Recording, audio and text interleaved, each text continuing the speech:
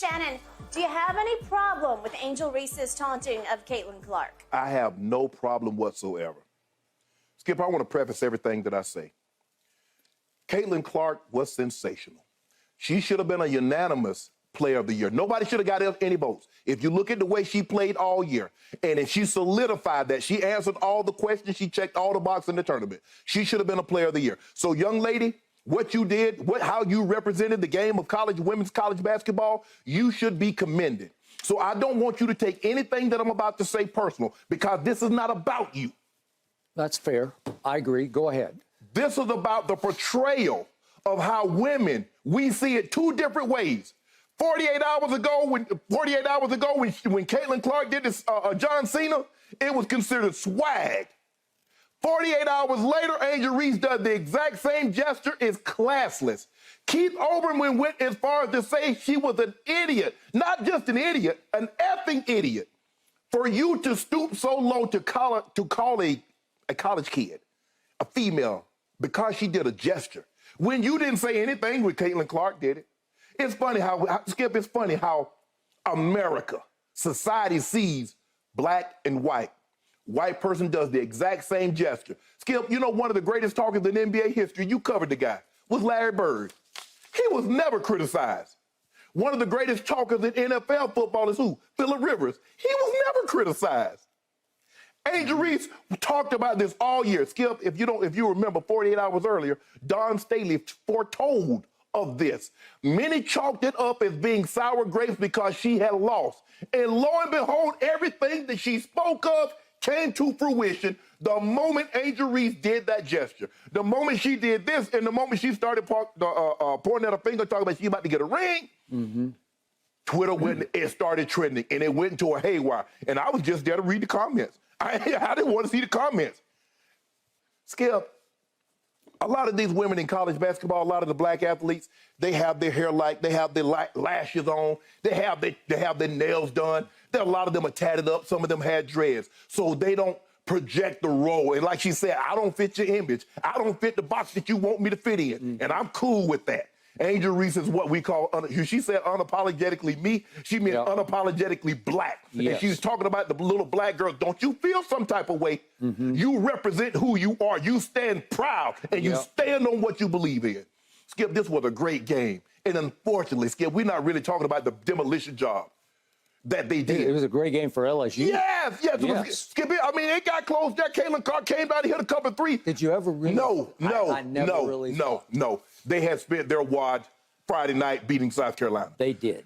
But Skip, I mean, how do we, it's so obvious what this is. Skip, this is not about anything else other than race.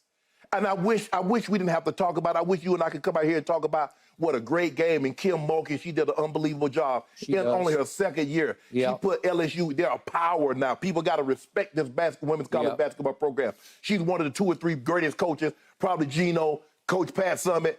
Now you got to go Kim Mulkey as the 3rd greatest college female basketball coach in history. I'll buy that. And but what we're talking about, because right down the middle, we see 2 different gestures. And one is a celebration. It's celebrated as, woo, it's celebrated. The other is condemned. And why? Only because a black did the exact same gesture that a white female did 48 hours earlier. Skip, now don't forget now, you know, Caitlin Clark been talking that ish. You remember her and the Louisville player got into it. Ain't nobody know that's swag. Ooh, Caitlin Clark, she liked that. That's the Mamba mentality. Everybody was loving it. You're down 15, shut up. Angel Reese can't say nothing. Angel Reese do that. Why are you doing that? You're not an NBA, this not, yada, yada, yada. They have so much negativity to say. Is that our expression, we've always been very expressive. Jack Johnson started this in 1900, Skip, when he would beat their white heavyweight champions, and they hated it. And they came up with these Trump charges to get him. They really despised Muhammad Ali, Skip, because he was a lyricist with this. So I'm sorry that we're here. I'm sorry that I cannot give LSU the due respect that they deserve. Their women. You can, though. You are. I want to so bad, Skip, but it overshadowed. Skip, when Angel Reese said Skip, that thing got 20, 30 million views. I'm like, what? All because she did this, all because she pointed to a ring? It's trash talk. It's a part of the game. But white trash talk and black trash talk, Skip, is viewed entirely different, and we know why. It has been for many, many, many years. Okay, I preface everything I say by the fact that I became an Angel Reese fan about a month ago. For sure, I've been following her all year, but happened to watch a game with our man Lil Wayne at his place, watched his LSU Tigers, and he is over the moon about this team and this player. He loves him some Angel Reese. And that day as I watched, so did I.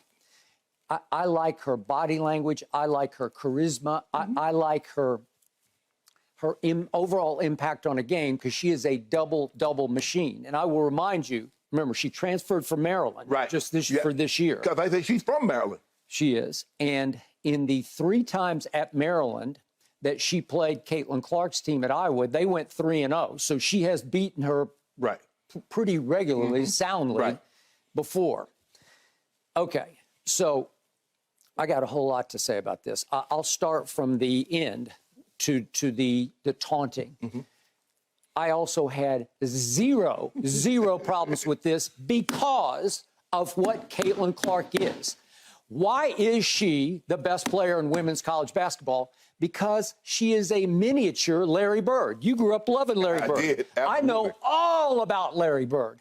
He was the trash talker of his generation. He didn't do it overtly, he did it covertly.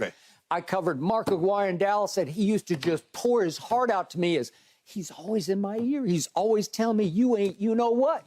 And he turns right around and backs it up. He'll say, I'm about to hit this in your face. And he hit it in my face. And Mark Aguirre was intimidated, in awe of Larry Bird.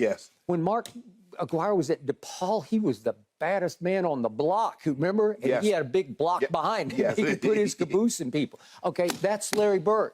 This is the same Larry Bird who I was told by an eyewitness in the locker room in Dallas in 1986 at the All-Star Saturday celebration with all the three-point contests.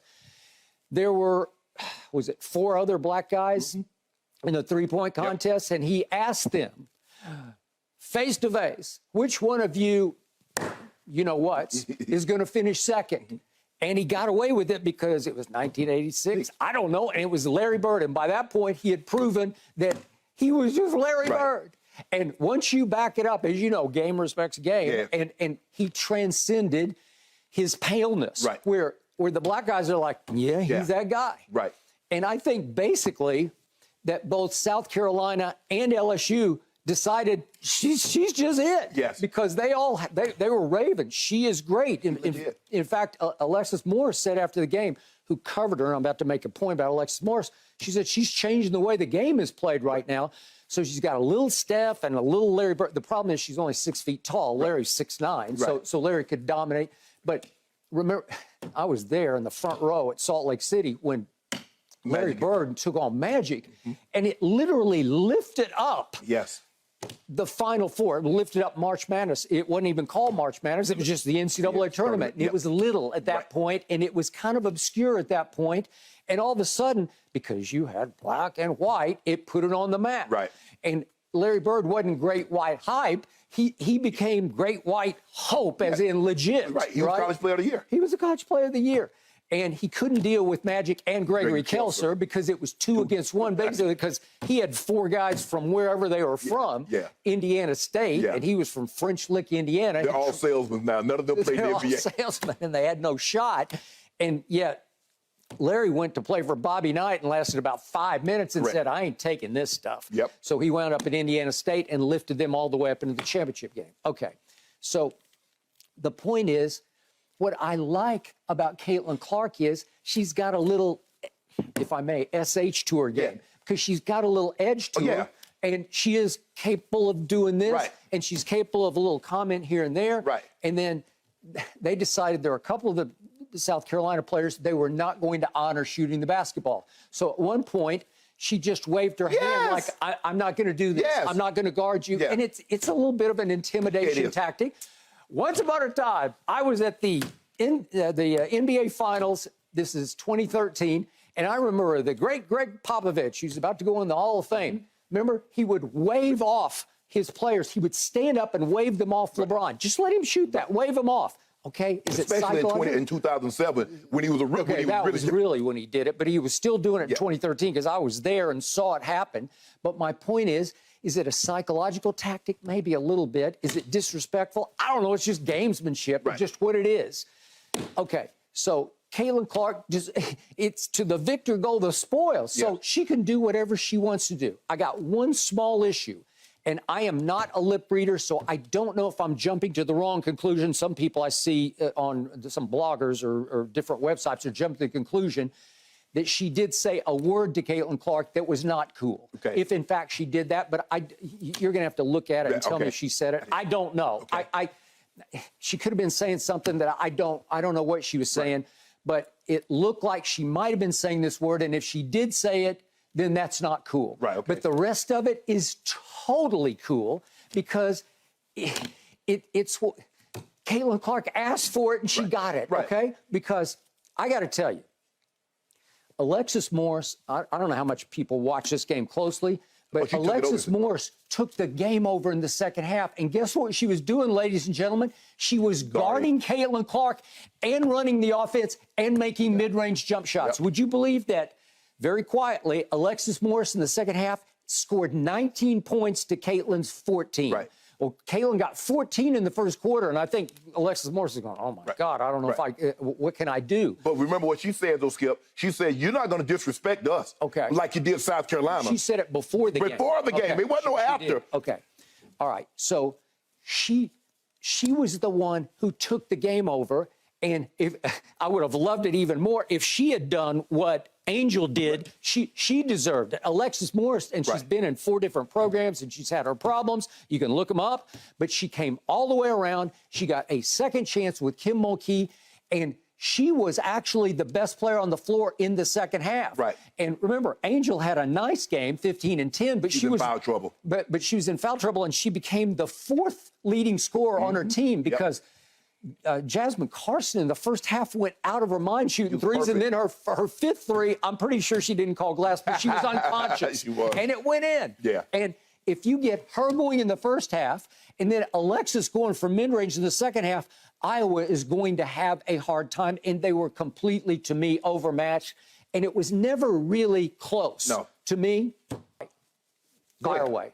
Oh, but I'm like you said, Skip, this is where we are now, and it really shouldn't be this way. It was Skip, and here's the thing. I'm not the biggest Kim Mulkey fan because of the lack of the support that she gave BG and the way she treated BG at Baylor. So I'm not her biggest. You know what? I forgot about that, but you're right. So that kind of came and went. Yeah, Skip. So I'm not her biggest fan. All right. But after the way I was seeing it was going and how they was labeling the LSU players, now all of a sudden I disregard. Later for Kim Mulkey. I don't care who the coach is. Okay. I'm rooting for you. Let's go. Let's go, Angel Reese. Come on, girls. Let's get this. Let's get this. Because I had seen enough. I had heard enough. Because I saw it start to build against South Carolina once they beat South Carolina. Yeah. I said, I see what y'all doing with this. I see where y'all head with this. So now I'm talking to my sister. Come on, Angel Reese. Ooh, I need you to have 30-30 game.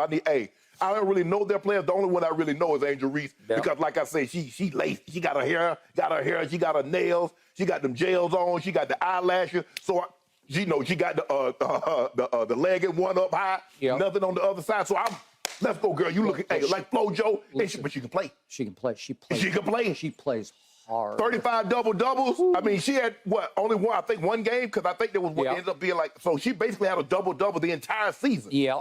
Skip, it's just, at some point in time, it's just the way it is. I mean, we see Tom Brady do some things, and that's passion, his desire, his will to win.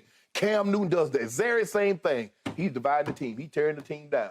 Come on, people. It's the same thing. We saw T.O. T.O. didn't want to win. He's been divisive. Dez didn't want to win. He's being divisive. Why can't his passion, he want to win and say, hey, guys, give me the ball. Come on, baby. I can make this happen. Nope, that's not how we see it. We see we can look. It's funny, Skip. How do we look at the exact same thing, the exact same gesture? Skip, it's not like, well, she did one gesture and she did another. We saw the exact same gesture and we come to 2 different conclusions from the same gesture. Yep, I got it. So the white elephant in the room was, for once, we had, starting with the South Carolina game, we had 5 black starters against 5 white starters. Correct. So it's unusual we would have that. Right. In fact, I'm sitting back thinking, wait, the last time I saw something like this, I got to hark back to 1966 Texas Western versus Kentucky, except it was the roles were flipped, right? Yes. It was the first time we saw an all-black starting team against the notoriously racist program coached by Adolph Rupp, right? Yes. At Kentucky. All right. Now, allow me to get this off my chest. Okay, so Angel Reese says, her last quotes are about that's what I can just brag on. Twitter can say what Twitter can say. I love reading these comments. I have all the screenshots of what everybody has said about me all season. What are you going to say now? Okay, here's my issue with this. She is mostly responding to me, to Twitter commentary. I don't know who these people are because I consider Twitter a hate platform. It just, in the end, isn't it just a hate platform for the most part? They spew a lot of things. Okay, a lot gets spewed on there. Okay, who is spewing? Because I don't know for sure. Are they KKK members? They could be. Are they Proud Boys? They could be. I don't know what they are. Is that who's setting the tone here? Who's creating the narrative? Some of them, I think that we're being too dismissive. Because a lot of those people don't wear hoods. A lot of those people are doctors. A lot of those people are lawyers. A lot of those people are police. Are ordinary people that one you might think. Skip, it's amazing. Now, you know when you Skip, you get behind that screen, you're dealing with anonymity. Absolutely. Okay. You're dealing with anonymity. So I get to say whatever I want to say with impunity. Yep. Okay. You and I don't because we got the blue check mark. Well, my blue check mark about to go away. I don't know about yours. Maybe you're going to pay $8 to $12. I ain't got it. I am not. I ain't got it. My money funny. Okay, but when Angel says, all season she's hearing the narrative, I'm too hood, I'm too ghetto. From whom? Right. Because it wasn't from, remember, just, I'm not defending Iowa, but they don't talk before the game. It's not like they're taking shots saying, they're too hood, they're too ghetto, or they're this or they're that. They don't do that. Because, Skip, the thing is, she got a little ponytail, and she don't have any tattoos, and she don't have no eyelashes, and she don't have a lot of these black girls, they have their makeup done. And so they're like, well, see, this is what sports is all about. Are you going to a beauty contest, or are you playing the game of basketball? Well, these young sisters, African-American sisters coming out there and say, wait, we going to look good, play good. That's what Time say, look good, play good, play good, they pay good. Well, that didn't hood to me. That's classic. I know, but that's the thing, though, Skip, because some of them have, I didn't see any tattoos on Angel, but a lot of them have tattoos. They have their hair in locks, they have their hair in dreads, and that's not what normal, that's what not white America don't think is in. Yeah. So they label it, oh, that's ghetto, that's thug, that's hood. Okay, I got No, that's just me. Yeah. Can I be me? You be you. Okay, I ain't got no problem with Caitlin Clark with the ponytail. I ain't got no problem with anybody with however. I'm looking at the basketball player. How you dressed out there, you can have a red shoe, one blue shoe. Yeah. Can you put the ball in the basket? Yeah. Can you block? Can you defend? Whatever they ask of you, can you do that? That's all I care about. Yeah. In the end, LSU deserved to win this game because they played better, they shot better, they rebounded better, they defended better.